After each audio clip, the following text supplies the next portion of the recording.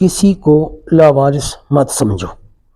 امام ابو حنیفہ کے والد صاحب کا انتقال ہو گیا۔ 3 دن تعزیت کے لیے بیٹھے رہے۔ 3 دن کے بعد باہر نکل کر چوک میں آ گئے۔ ایک بندہ آپ کا حاسد تھا، سخت مخالف تھا، اور سارا علاقہ جانتا تھا کہ آپ کا مخالف ہے۔ جب آپ باہر نکلے تو چوک میں بہت سارے لوگ تھے۔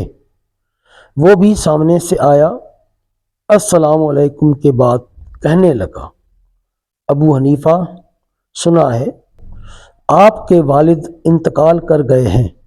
فرمایا ہاں۔ کہنے لگا، اپنی ماں کا نکاح میرے ساتھ کر دو۔ اللہ اکبر!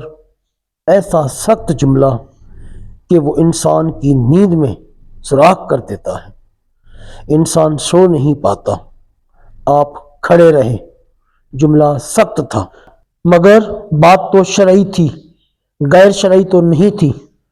امام صاحب کے ساتھ جو شاگرد تھے عقیدت مند تھے، انہوں نے تلواریں نیام سے نکالی۔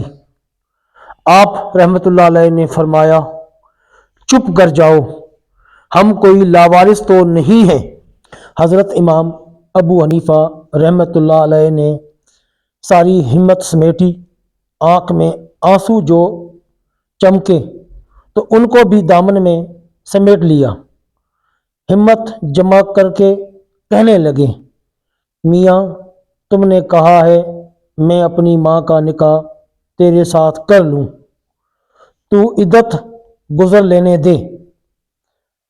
تیرا نام لے کر اماں سے بات کروں گا، اگر وہ تیرے ساتھ نکاح کرنا چاہے تو مجھے اعتراض کوئی نہیں۔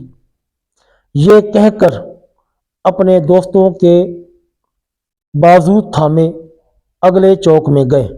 وہ بندہ دھڑام سے زمین پہ گرا اور روح پرواز کر گئی۔ لوگ کہنے لگے، حضور، اسے کیا ہوا؟ آپ فرمانے لگے، اس نے سمجھا تھا میں لاوارث ہوں، اسے کچھ بھی نہیں ہوا۔ ابو حنیفہ کے صبر نے اس کی جان لے لی ہے۔ کئی دفعہ لوگ بڑے سخت جملے کہہ دیتے ہیں، بڑی تکلیف ہوتی ہے۔ حسد بڑی بری چیز ہے، اس کے شر سے اللہ ہم سب کو محفوظ فرمائے، آمین ثم آمین۔